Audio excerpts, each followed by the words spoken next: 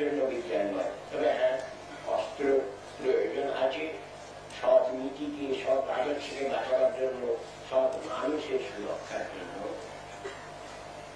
সমাজেও নানান ধরনের, নানান স্তরে নানান সমস্যা রয়েছে। রেনেসাঁ মুভমেন্টকে সেই সমস্যাগুলো সমাধানের জন্য সাহসের সঙ্গে এগিয়ে আসতে হবে, স্পষ্ট ভাষায় স্পষ্ট কথা বলে যেতে হবে। ঠিক তেমনি রাজনৈতিক জীবনে মানুষকে নিশ্চিততা দিতে হবে, মানুষকে গোলাম করে রাখলে চলবে না। ঔপনিবেশিকতা রাজনৈতিক স্ফিয়ারে সোজাসুজি না থাকলেও অর্থনৈতিক স্ফিয়ারে ঘুরিয়ে ফিরিয়ে না দেখানো রয়েছে, সেটাকে সহ্য করা উচিত হয় না। অর্থনৈতিক জীবনের সবচেয়ে বড় কথা হচ্ছে যে প্রত্যেক মানুষকে প্রয়োজন পূর্তির সর্বনিম্ন গ্যারান্টি দিতেই হবে, কিন্তু তা দেওয়া হচ্ছে না, হয় না, বরং বিভিন্ন বিভ্রান্তিকর অর্থনৈতিক আদর্শ নিয়ে মতো করে আছে। 100-150 বছর আগেকার বস্তা পচা মাছ যা ব্যবহারিক জগতে, ব্যবহারিক জগতে একেবারে অকেজ প্রমাণিত হয়েছে। কোন একটা পৃথিবীর কোনেও তা সফল হয়নি, যা শস্য উৎপাদনে আজও ব্যর্থ, আর তাকে আজও মাতামাতি করছে যে মানুষ। কেন করছে? যারা করছে তাদের কিভাবে আর ভেবে দেখা দরকার, তারা কি বিভ্রান্ত নয়?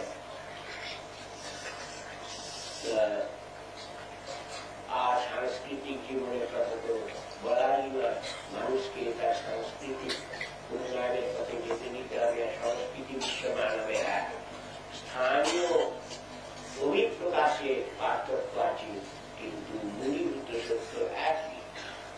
সমাজ জীবনে যেমন রয়েছে বায়োলজিক্যাল, জীবতাত্ত্বিক পার্থক্য রয়েছে, কিন্তু প্রয়োজন তো সবাইকে। একটা মানুষ যেমন বাঁচতে চায়, একটা পায়রাও তেমনি বাঁচতে চায়, একটা গরুও তেমনি বাঁচতে চায়, একটা গাছও তেমনি বাঁচতে চায়। তাদের বাচ্চাটা মেনে নিতে হবে, না মানলে চলবে না।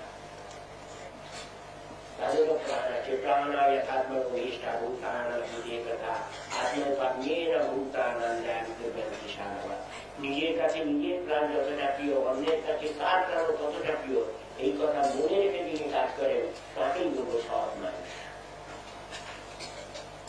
তো বর্ণভেদ, কালো ফর্সা, হলদে, এসব কি? এটা তো বাজের কথা। ভেতরের মানুষটা তাই। এই কথাটা মনে রেখে সব মানুষকে সমান অধিকার দিতে হবে, মানতে হবে। স্ত্রী পুরুষ ভেদ কেন?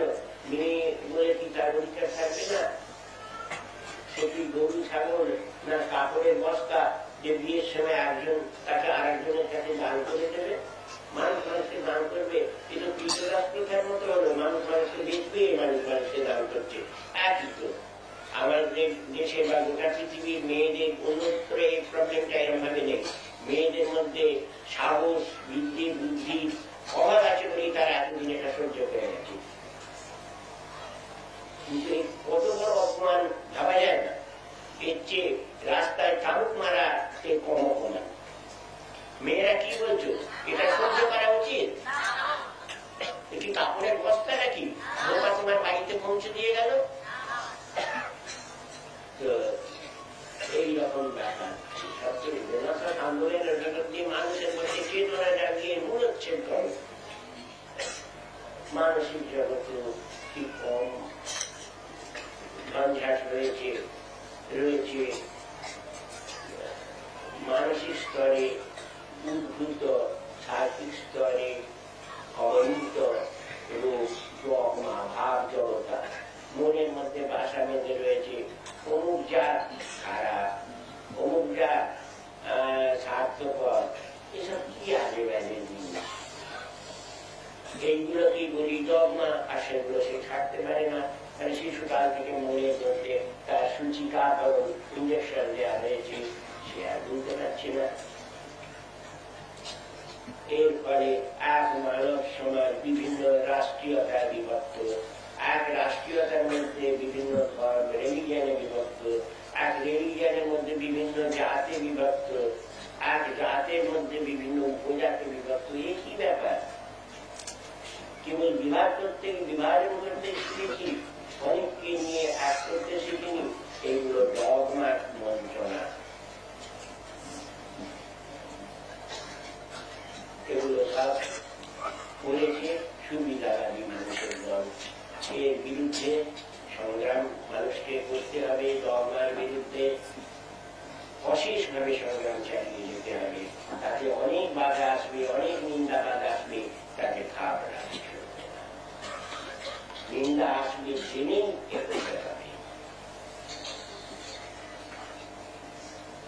আর ত্রিপুরটা রোগ আছে, ফিজিকো সাইকিক, জড় জগৎ থেকে উদ্ভূত হয়ে সে যাচ্ছে সাইকিক ওয়ার্ল্ডে। জড় জগতে মানুষ, পশু, গাছপালা তফাৎ দেখছে, অনেক যুক্তি দেখাচ্ছে এই পশুগুলোকে ভরপুরুষ তৈরি করেছে আমরা খাবো বলে। একজন লোককে জানতুম, সে বলতো মানুষ যদি ছাগল না খেত তার পৃথিবী ছাগলে ভরে যেত। একজন বলতো মানুষ যদি মুরগি না খেত তার পৃথিবীতে এখন মুরগি হতো কি ধরনের স্থান থাকতো না। আরে বাবা, মানুষ তো শকুনি খায় না, পৃথিবীতে কি শকুনি ভুল হয়ে গেছে? কি বোকা, মানুষ তো কেঁচো খায় না, পৃথিবীতে কেঁচো ভুল হয়ে গেছে? তুই বাবু আগা ব্যাপারী, তো জাহাজের খবরের কি দরকার? তুই নোড়ায় পড়ে, লোভে পড়ে মুরগি খাচ্ছিস আর ছাগল খাচ্ছিস, আর লজিক খুঁজছিস নিজের দুর্বলতা ঢাকবার জন্য। ওসব চালাকি চলবে। আর মনোজগতের মধ্যে যে তাতেও রয়েছে যে শান্তিপূর্ণ চিন্তা। কেউ ভাবে আমরাই শাসন করবার জন্য, ওরা শাসিত হবার জন্য, এইসব ভুল ধারণার মতকে মানুষ প্রদমন অবদমনের পথ নেয়। আর এক শ্রেণীর মানুষ অন্য সারা শ্রেণীকে শোষণ করে চলে, আর যে শোষিত হয় সে মানসিক অবক্ষয় করতে থাকে। এর বিরুদ্ধে সক্রিয় হতে হবে, মানুষকে ভুল দর্শনগুলো থেকে বাঁচাতে হবে। আর থাকছে সাইকো স্পিরিচুয়াল, যার উদ্ভূতি মানসিক জগতে, গতিয়ে অধ্যাত্ম জগতে। এর পথটা হচ্ছে অনেককে নিয়ে এক করা, কিন্তু ভুল দর্শনের ফলে এককে মানুষ অনেক করে ফেলে, মানুষের মধ্যে ভেদ সৃষ্টি হয়, রিলিজনে রিলিজনে, রাষ্ট্রে রাষ্ট্রে ভেদ সৃষ্টি হয়। আর এর বিরুদ্ধে মুভমেন্ট চালিয়েই যেতে হবে রেনেসাঁসকে, যাতে সব মানুষ মিলে মিশে হাতে হাত মিলিয়ে এগোতে পারি। আর সবচেয়ে শেষের